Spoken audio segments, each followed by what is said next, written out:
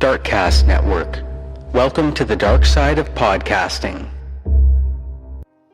We've covered the cases of over 100 missing people since we started the show. Oftentimes, these stories remain mysteries. Other times, we get some answers, and in a rare few, some form of justice. These stories stay with us long after we stop recording, and I try to keep up with any news that may break. This week, I'd like to share some updates with you on a few of our cases that we've covered. The disappearances of Michael Vaughan, Alicia Navarro, and Codi Bigsby. I'm Kona Gallagher. And I'm Ethan Flick. And this is And Then They Were Gone.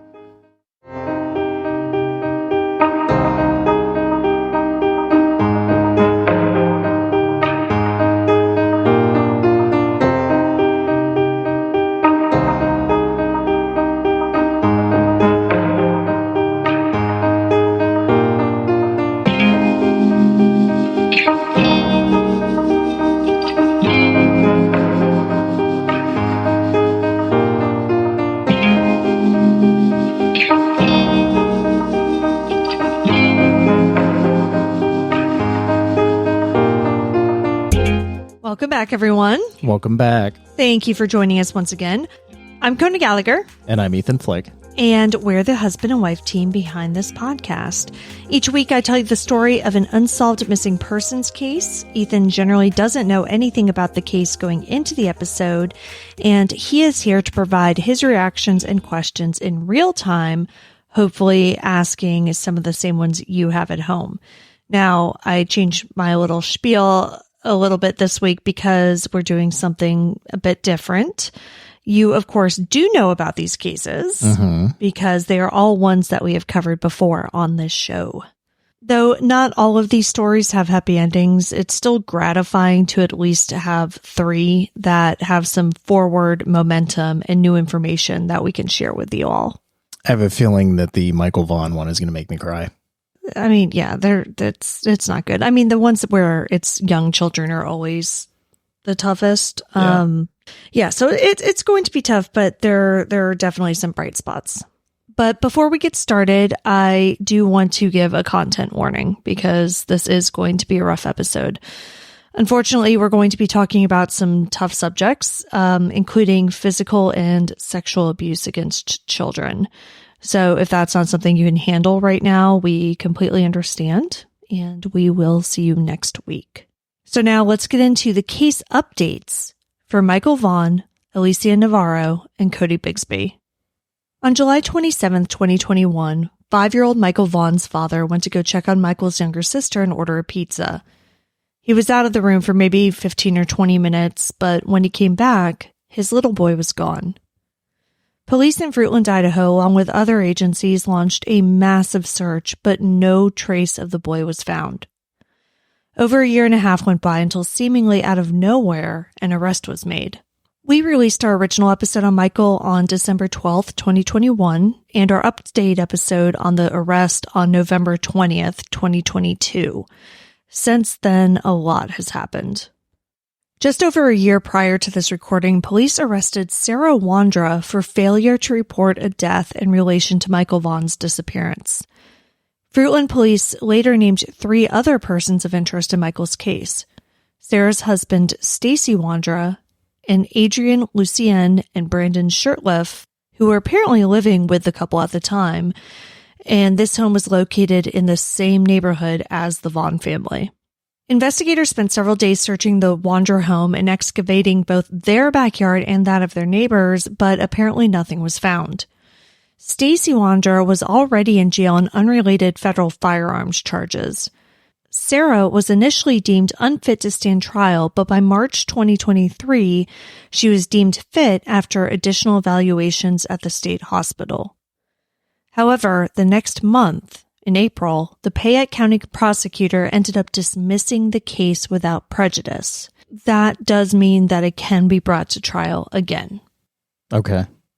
So basically, the charges that she had against her relating to Michael Vaughan's disappearance were dismissed. Is that because of lack of evidence? They did not say. Okay. But they dismissed it in a way that the charges could be brought back. Right. Okay. Now, Sarah wasn't released, however. She remained in jail facing gun charges in an unrelated case. On October 6, 2023, she was sentenced on those charges. The first count was aggravated assault with a deadly weapon or instrument. On that, Sarah was sentenced to 3 years determinate, 2 years indeterminate with the Idaho Department of Corrections and related fees. The second count was for evidence destruction, alteration, or concealment. For that, Sarah received a sentence for no determinate time, but 2 years of indeterminate time, and was given a 228-day credit for time served. Which, I mean, this is clearly like an Idaho thing because I've never heard of a determinate and indeterminate. What does that mean? I have no idea. Like, how do you sentence to somebody to an indeterminate time? Like, the whole point of sentencing is to determine the time. Yeah, I don't understand what that means. Yeah, I am not sure either. So any Idaho lawyers out there want to let us know. That is very strange. Sarah is also facing a federal charge of unlawful possession of a firearm.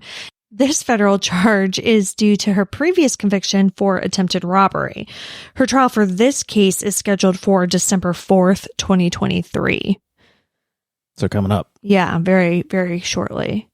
And I should mention that we talked about all of these previous charges and, you know, the armed robbery and all that kind of stuff in our update episode of Michael Vaughan, where we discuss her arrest. So while Sarah Wanderer remains in custody, her husband, Stacy, was just released from federal prison on November 9th, 2023, after serving 21 months. And this was following his guilty plea on an unlawful possession of a firearm charge. So basically the same thing that Sarah is getting ready to face.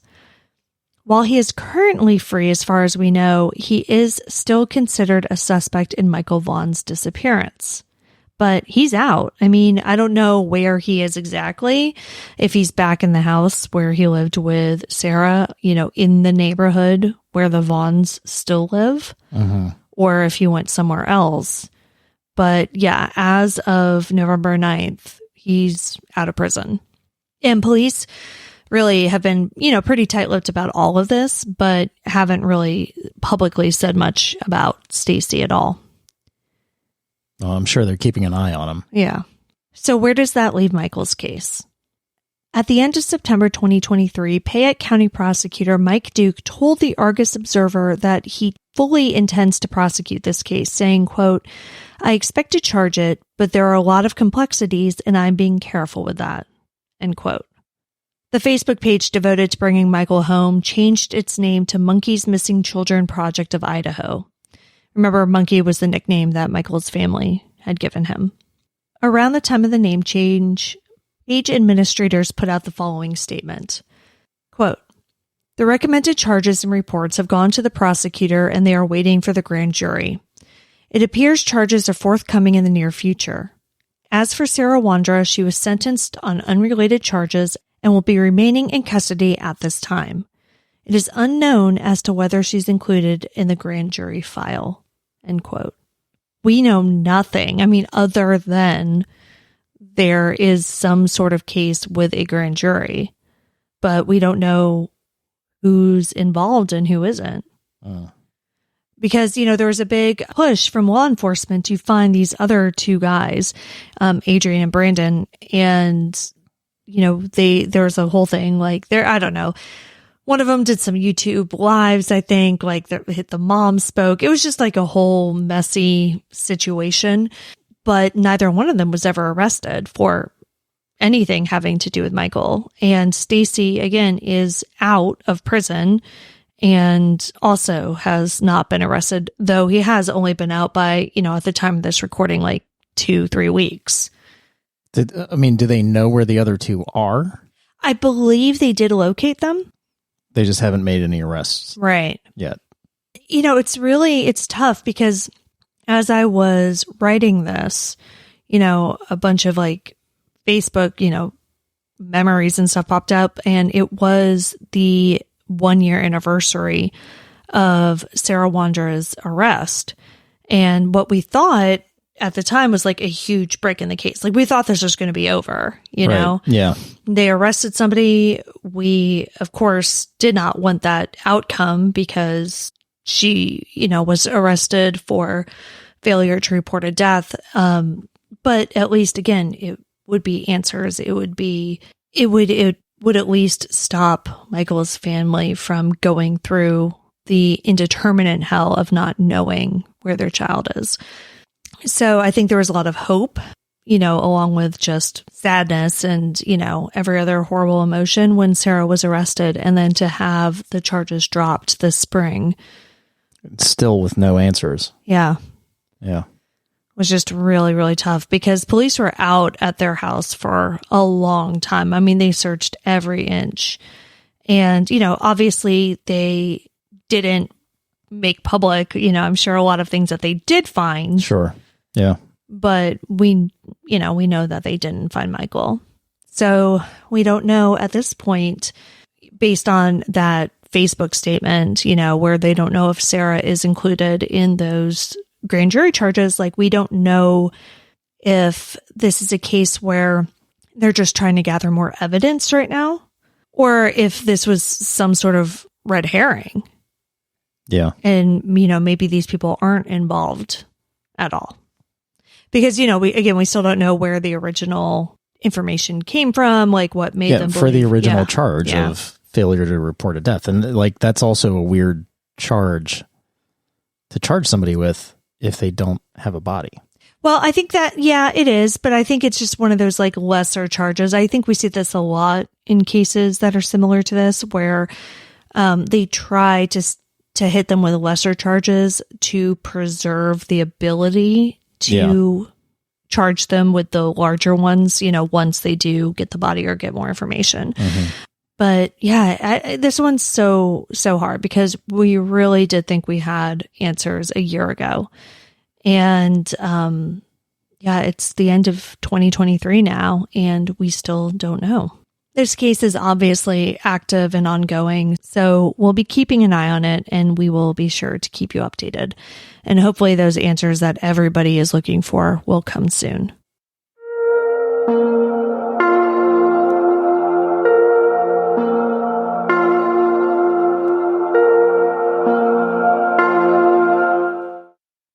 I ran away. I will be back. I swear. I'm sorry.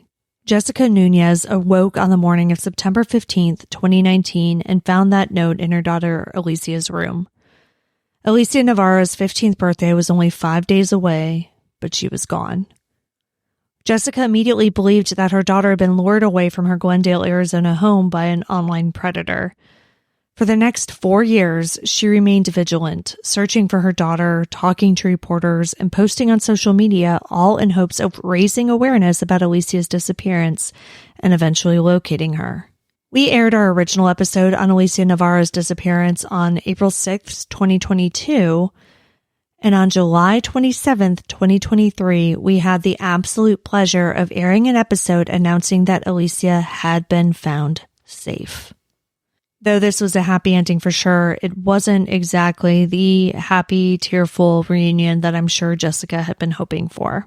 On July 26th, police officials in Havre, Montana, a small town close to the Canadian border and nearly 1,400 miles north of Alicia's home in Glendale, announced that Alicia Navarro, who by then was 18, had been located.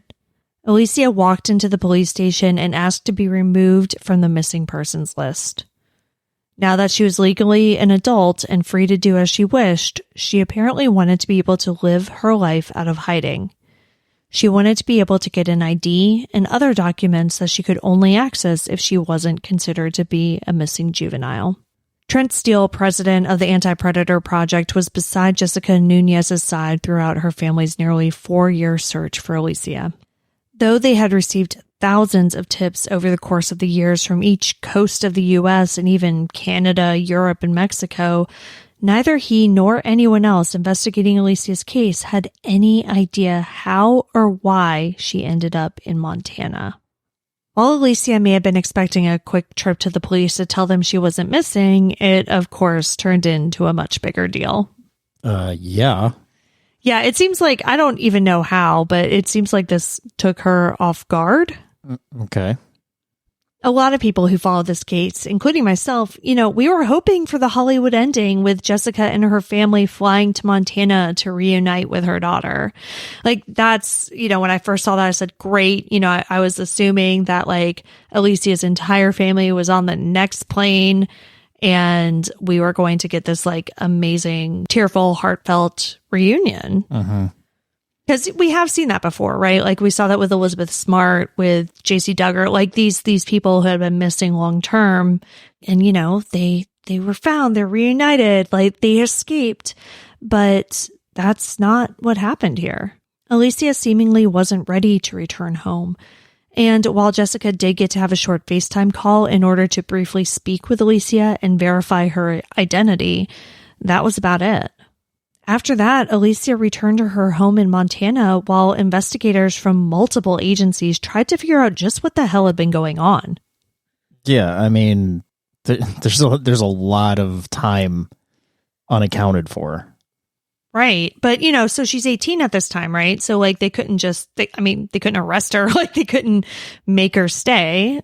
No. But, I mean, they can certainly start investigating, like, the circumstances of who she's living with, where she's been for the past 4 years, what the person who she's living with had to do with that. Right. And that is definitely exactly what they did. Soon after she was located, detectives served a search warrant at a Montana home. 4 people were interviewed, but no arrests were made at that time. And those 4 people were not named. In the following days, reporters hounded the Havre apartment where Alicia had been living with a 36-year-old man named Edmund Eddie Davis. In early August, Alicia and Davis packed up their belongings and moved into Davis's mother's trailer home on the Fort Belknap Reservation, a move which did not please tribal members. So, and that's what I mean when I said that this seems to have like caught her off guard. I mean, I guess we're not expecting, for some reason, people to be interested in what had been going on for the past 4 years. And, while I'm not condoning like reporters camping out at their apartment and like, they were harassing the neighbors and, knocking on everybody's door trying to get them to talk. But like, this was a big story. Yeah. And she's found and people want to know what's going on. So 4 days later, somewhere around then, they packed up the apartment they left. They moved in with Davis's mom. Speaking to reporters, resident Cheryl Hum said, quote, "His family is supporting him, but all the rest of the community not wanting this. Just because he's here doesn't mean we want him here," end quote. Another tribal member, J.R. Healy, who is part of a men's group that is part of the missing and murdered Indigenous women movement, told reporters, quote, "Me and some of the MMIW people, we want to try to get her away from him," end quote. And then he went on to say that he wanted to get a certified advocate to speak with Alicia while Davis wasn't around. Wow. Well, yeah, I mean, because again, you've got these people who are on a tribal reservation who missing and murdered Indigenous women, especially, but, men too, people, it's a huge epidemic. And so they've got their own issues going on. And then they've got this 36-year-old guy moving in with his 18-year-old person who had been missing, since she was 14. And yeah, they're like, do not bring this here. We've got our own stuff. And, we've seen this before. Like, we don't want this. So yeah, people were not happy and they identified Alicia as somebody who seemingly they needed to help. Whether they were able to ever do that, we don't know. But even though Alicia was a legal adult, kind of like we said, that wasn't going to stop investigators from looking into Eddie Davis and exactly how the young woman ended up living with him. Jessica, who must have been going through a range of emotions, said that she wasn't going to speak to the press during this time, which you could understand. Like, it's so tough, I mean, she knows her daughter's alive. She knows her daughter. Well, she doesn't really know that she's safe. She knows Yeah. that she's physically, seemingly okay. Yeah. But beyond that, she's got no answers. right. Herself. And, Alicia wasn't talking to her. So she still had her own questions, and it was just a very delicate time. So, I completely understand why she wanted to stay out of the public eye, like while they kind of figured things out behind the scenes. So Alicia's case went quiet for the next few months until late October of 2023, when Eddie Davis was arrested on child sex abuse charges. On October 24th, 2023, Eddie Davis was arrested in Chinook, Montana, and remanded to the Hill County Detention Center on a $1 million bond. Davis was arrested on 2 felony counts of child sexual abuse based on images found on his phone. Now, a lot of people immediately thought that these images were related to Alicia. While it remains unknown if Davis was involved in her disappearance or if some of those images were related to Alicia, neighbors say that the pair had been living in the apartment together in Havre for at least a year, which would have made Alicia underage at the time that they moved in. Right. However, according to the affidavit, what police found on his phone went far beyond whatever his relationship was with Alicia. So again, I want to put in a content warning here. I'm not going to go into details, of course, but this is extremely disturbing. According to police, dozens of images of suspected child sex abuse were found on Davis's phone. The charges describe the images as involving prepubescent. This happens a lot. Like, I research this and I write it and I'm fine, but like when it gets to actually talking about it, the charges describe the images as involving prepubescent girls, infants, and toddlers. Trent Steele said that following the arrest, Alicia was in a safe place, but declined to share details for obvious reasons. He also told reporters that more charges against Davis were possible, but, quote, the decision was to charge him with the most obvious crimes, the most serious crimes, and the one that we can probably make stick without having to re-traumatize anybody, end quote. The charges against Davis both carry hefty prison sentences. The charge of child sexual abuse can result in life in prison, and knowingly possessing electronic images of a child or children under 12 engaged in sexual conduct carries a 100-year prison sentence. I think that comment by Trent Steele is really important. And prison sentences for charges like this vary wildly based on your jurisdiction. So it seems like Montana obviously has some pretty hefty sentences. So the 2 charges, 100 years and life, are the maximum of what he's going to get, which it doesn't really get much higher than that. What's the minimum for those? I don't know. Well, but it seems as though he's going away for a long time. Right. And so I think Trent brings up a good point, is that, they found the images on his phone. It's not like the victims need to testify in Right. cases like that. It's Right. basically like, we found the images. If a jury decides, yeah, those were on your phone and they're there because you put them there, it's a pretty easy case to convict. And if they can get those convictions and they can get him, even if it's not the maximum, just some sort of lengthy prison sentence, one, good, just in general. I mean, Right. if he's found guilty, absolutely, he should get whatever sentence the judge deems for that. But if he is found guilty, gets a hefty sentence, and during the course of investigation, the investigators believe that he was involved in Alicia's actual disappearance, if, as Jessica always suspected, Alicia was lured away by somebody she met online, if Davis is responsible for that, then Alicia and her family can get justice without having to go through a trial, without her having to testify. And, who knows how she'll feel down the line, hopefully with a lot of support and a lot of therapy, she will come to the understanding that what happened when she was 14 was not her running off with Prince Charming. I mean, at the very, very least, it gets him away from her. Right. So that she can start healing and understanding what happened to her. Yeah. And if he is found guilty of these charges, he's off the streets and can't hurt anybody else. Right. On Monday, November 20th, Davis pleaded not guilty to the charges. He is currently being held on a $1 million bond, but his lawyer has said that he is going to apply for bail reduction. No hearings have been scheduled as of this recording. On November 1st, though, we got some amazing news in Alicia's case. After, by this point, over 4 years, the now 19-year-old woman was reunited with her mother. Good.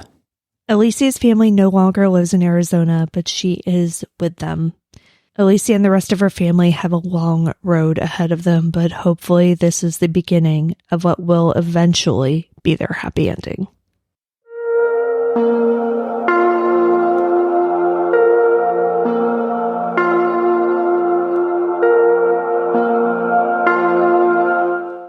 Four-year-old Codi Bigsby was reported missing from Hampton, Virginia on January 31st, 2022, after his father, Codi Bigsby, said he woke up and found his son's bed empty. A search immediately ensued, and police took Codi's father, Corey, down to the station for questioning. This interview led to Corey being arrested on multiple charges of child neglect. After several hearings, a grand jury was convened, and on June 5th, 2023, Codi Bigsby was indicted for the murder of his son, Codi. We originally covered Codi's case on March 10th, 2023, and our first update episode talking about Corey's murder indictment was released on June 17th, 2023. Since then, there have been several more hearings, and upsetting details have emerged involving alleged statements that Corey made about his son's death. In a June 8th hearing, we learned that the murder indictment states that prosecutors believe Codi's murder occurred on or about June 18th, 2021, nearly 7 months before Corey reported Codi missing. One of Codi's aunts testified that she recalled speaking with Codi around Thanksgiving 2020, but that was the last conversation anyone in the little boy's family ever recalled having with him. Codi Bigsby's charges in his son's death came after months of competency hearings related to the child neglect charges. Corey was initially deemed unfit to stand trial for the original charges after testimony that mental health staff at the Hampton jail said that Bigsby had reported hearing voices, had made references to seeing children tapping on the windows of the jail, and said that there is a machine in his head telling him to do crazy things. He was ordered to undergo restoration services at Eastern State Hospital. The successful completion of these services led to Corey being deemed fit to stand trial and then to the additional charges being levied against him. Since our last episode, there have been several more pretrial hearings in Corey's case. His trial for the murder was originally stated to begin on November 6th, 2023, but it has been postponed. During Corey's incarceration, he allegedly made incriminating statements to different jail employees and also wrote a letter that some characterized as a confession or a suicide note. When asked about her characterization of the letter this past summer, Bigsby's attorney, Amina Matheny Willard, said, quote, "Because the statement is verifiably untrue, nonsensical, and bizarre, I do not consider it either one." End quote. In a hearing that took place just a few weeks before this recording on November 8th, the court heard a defense motion to suppress. According to 13 News Now, the prosecution put multiple Hampton Roads regional jail officers on the stand who shared a series of statements allegedly made by Codi Bigsby. And this is where we get details, according to these officers. One officer testified that on August 3rd, 2022, Codi Bigsby got his attention around 1:30 a.m. and then dictated a statement to him. The statement read, quote, "Found my son unresponsive, tried to give CPR, could not revive him. Tried several times. I begged God to save him. I decided to walk outside and spoke with God. Back to house, check on my son to see if he was breathing, and tried a long time to realize he was not coming back. I put him in a trash bag, put him in my car, which sat for 3 days." End quote. The officer's supervisor testified that the officer who took the statement was distraught later in the shift. The officer said, quote, "I had to leave the building to gather myself. You think you've seen it all after 20 years in the military. This moved me to a different mental state." End quote. The supervisor said that she then turned on her body camera, went to Corey's cell, and asked him to write another statement for her. In this statement, he said, quote, "I, Codi J. Bigsby Sr., am confessing that on January 30th, 2022, I stepped outside of my apartment to get some items out of my car to wash clothes, and when I returned, I found my son Codi Josiah Bigsby laying at the bottom of the steps unresponsive. He must have fallen. I then tried to revive him by administering CPR several times over and over until I couldn't anymore. Then I prayed. I stepped outside for a few minutes and talked to God as I prayed. I asked God to allow my son a second chance. Then I administered CPR again, but got no response, so I panicked and prayed. After that, I placed him into a trash bag, and I placed him in the back of my truck.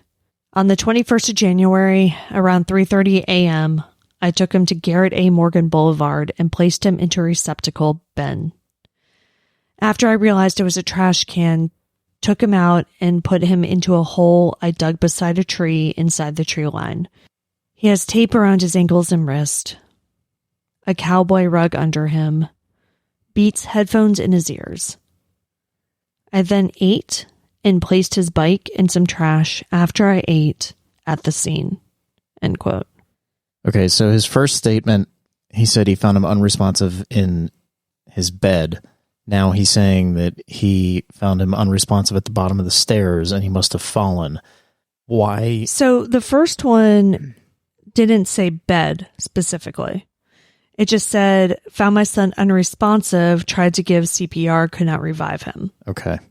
Why were his hands and feet bound? I don't know. I mean, that to me, that's not...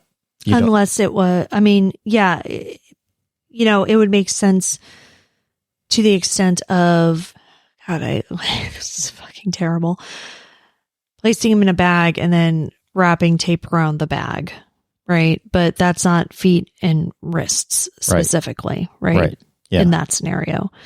If you find somebody unresponsive and then you give a CPR and you can't revive them, then yeah, there's no reason to tie the restrain wrists and ankles. Yeah. Right. That to me says something much worse. These two written confessions don't exactly match up, but they have a lot of the same elements to them. But a third officer testified that several months later, they found a letter in Bigsby's jail cell in his notebook where Bigsby allegedly wrote that he hit Codi's head on the floor, hit him with his fists, put him in the fridge, and buried him. Now, this is still somewhat similar to the testimony of the two previous officers. I mean, except that instead of finding him unresponsive, he's admitting to directly causing his death. Yeah. But there's one main difference. This letter said that Codi's death occurred on June 18th, 2021. If true, this means that Codi never lived to see his 4th birthday, which was on January 12th, 2022. Codi Bigsby's attorney, Amina Matheny Willard, also put several law enforcement witnesses on the stand in an attempt to show that her client was tortured and coerced into writing those statements, and therefore they shouldn't be allowed in court. Because remember, this was a motion to suppress hearing. Now, during this hearing, Matheny Willard also secured the judge's permission to have one of Codi's siblings testify at the trial in a separate courtroom with the testimony to be live streamed into Corey's courtroom. So we can expect to hear from at least one of Corey's children at his trial. Now, the article said that this child is 6, and I don't know if they mean that the child is currently 6 or was 6 at the time. So in addition to this ruling, which, typically isn't done if the child testifying is not a victim of the crime. Yeah. They still decided that it would be too traumatic for him to be in the courtroom. So in addition to ruling that this child would be allowed to testify remotely, the judge also ruled that these jailhouse statements that Corey made would be allowed in at trial. Good. And I understand that his defense attorney has a job to do, but fuck her. It's tough though, because those statements were made, and then she comes up with this crazy story that he was abused in jail by them. Well, it's coerced. It's into not making so that crazy statement. though, because it was already found that during his initial interrogation, which lasted for multiple days, that his constitutional rights were violated. That while he should have been free to go, while he should have been able to get his attorney, he was not allowed to do that. So there is an actual basis for this. But that's not the same people. No, you're right. It's not the same people, but I'm just saying it's not coming out of nowhere. Like it was already proven that his constitutional rights were violated when he was first arrested. And she was saying back over the summer, before these details came out. But again, this was, I think, the basis of the original murder indictment.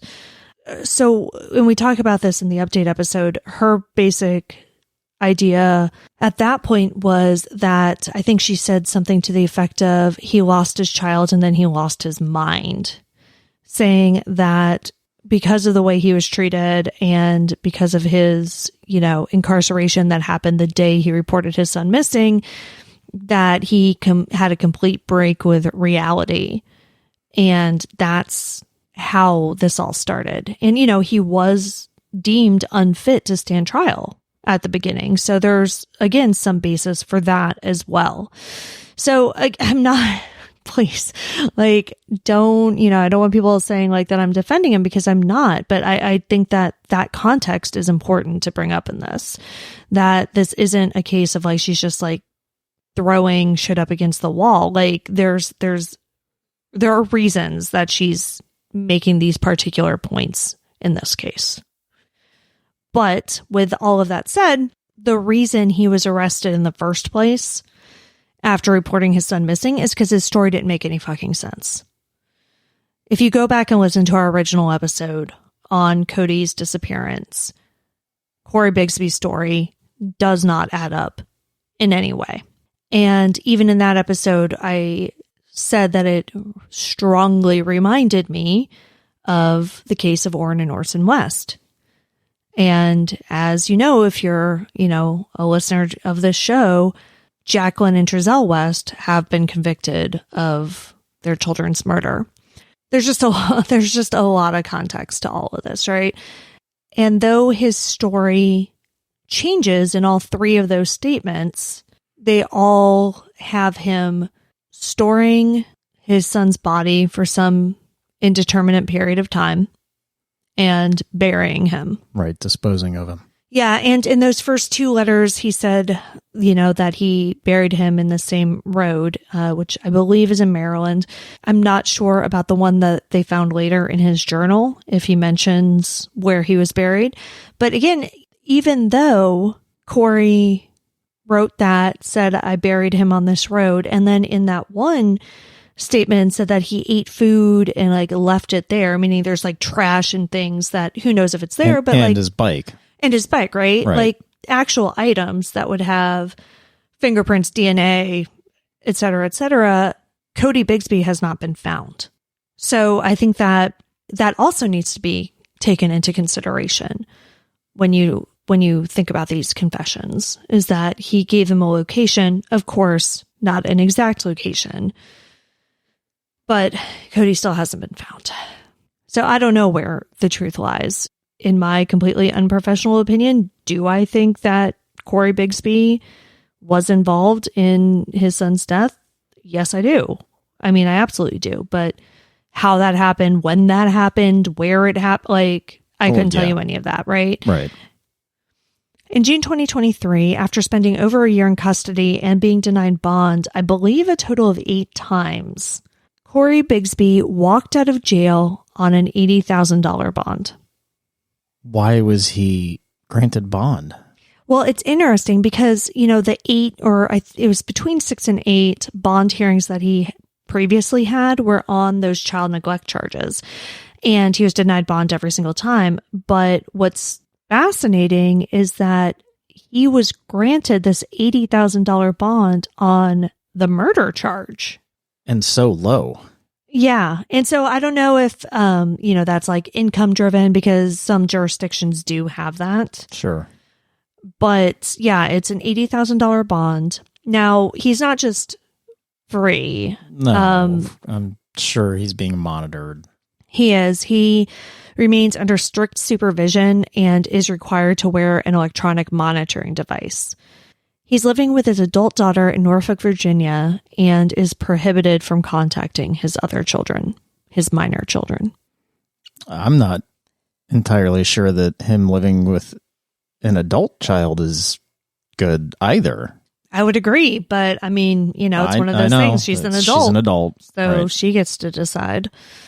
We also talk about in the original episode on Codi's disappearance that all of these children were living with Corey and not with their mother, who is living in Washington, D.C. But the remaining children are apparently back with their mother now. Codi Bigsby's trial for the murder of his son, Codi Bigsby, is now slated to begin on March 4th, 2024. We'll be bringing you updates on that once it's underway, as well as updates on any other developments in the stories that we've covered.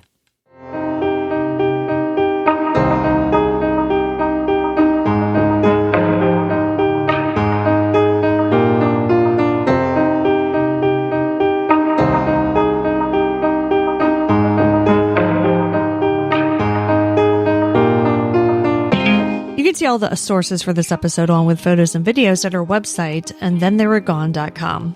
And be sure to follow us on social, and Then They Were Gone Pod on Facebook and at ATTWG Pod on Instagram, TikTok, and Twitter.